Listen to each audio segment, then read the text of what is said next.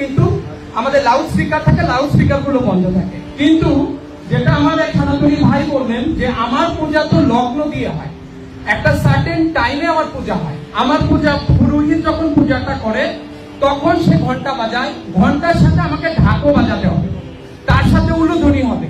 এইটা তো আজান যেমন দেয়, কারণ ধর্মীয় বিধান সে পালন করে, আমিও আমার ধর্মীয় বিধান পালন করি। এই দুইটার সাথে সংঘর্ষ হওয়ার কোনো সম্ভাবনা নাই যতক্ষণ পর্যন্ত আমরা বিষয়টাকে ক্লিয়ার করে দিব যে উনি ওনার ধর্মীয় বিধিবিধান পালন করছে, ওনারা ওনার ধর্মীয় বিধিবিধান পালন করছে। কিন্তু যখনই এইভাবে করে আপনার একটার উপরে আরেকটা চাপিয়ে দেওয়া হয় তখনই সমস্যা। তবে হ্যাঁ, লাউড স্পিকার বাজানো, গান বাজানো এগুলো তো আমরা সবসময় বন্ধই রাখি, আজান দিলে বন্ধ হয়ে যায়। আরেকটা যেটা আপনাদের বলা হচ্ছে যে আপনাদের তরফ থেকে যে আমাদের যে বিজয় আপনাদের দশমীটা বলা হয় দুর্গা তার পিতার বাড়িতে আসে, মেয়ে হিসাবে মা দুর্গাকে ট্রিট করা হয়।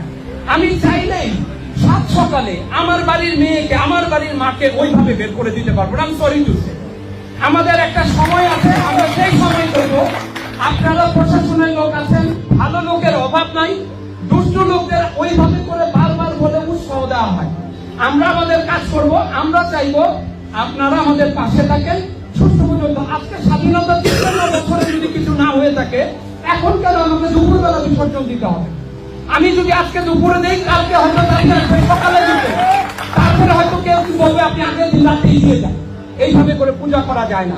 আপনি যদি মানেন যে এইটা আমার সাংবিধানিক অধিকার, আমার ধর্মীয় বিধি বিধান মোতাবেক আমাকে কাজ করতে দিতে হবে। আপনারা তো আসেনি ওর জন্য যেন শান্তি বিধান হয়। আর প্রশাসনিক যে আপনার নিরাপত্তার যে ব্যাপারটা আমি বলবো, দেখেন আমার বাড়িতে 5 জন মানুষ, আমরা দুর্গাপূজার আয়োজন করি 100 বছরের বেশি। আমি ছোটবেলায় যখন দেখেছি আমাদের রাস্তার উপরে মন্দির থাকতো, একটা ভাঙা বেড়া দেওয়া থাকতো, কেউ কোনোদিন ওইখানে একটা ছোট ইট তো মেরে দেখেন।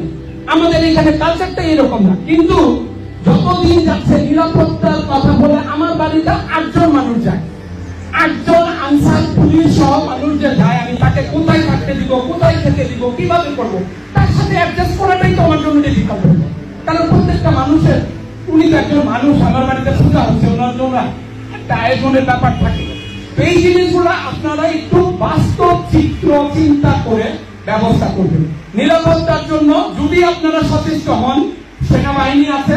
আমার মনে হয় একটা দুর্ঘটনার যদি আপনারা প্রকৃত বিচার করেন, তাহলে বাংলাদেশে এই দুষ্কৃতিকারীরা আর কোনোদিন কোনো মন্দিরে হাত দিতে পারবে না। কিন্তু আজ পর্যন্ত তো একটা বিচার আমরা আগের সরকার, তার আগের সরকার, কোন সরকারই দেখলাম না। এই জিনিসগুলো একটু সচেতন থাকবেন, তাহলে পরে আমাদের যে 1000 বছরের ঐতিহ্য, এই ঐতিহ্য ঠিক থাকবে।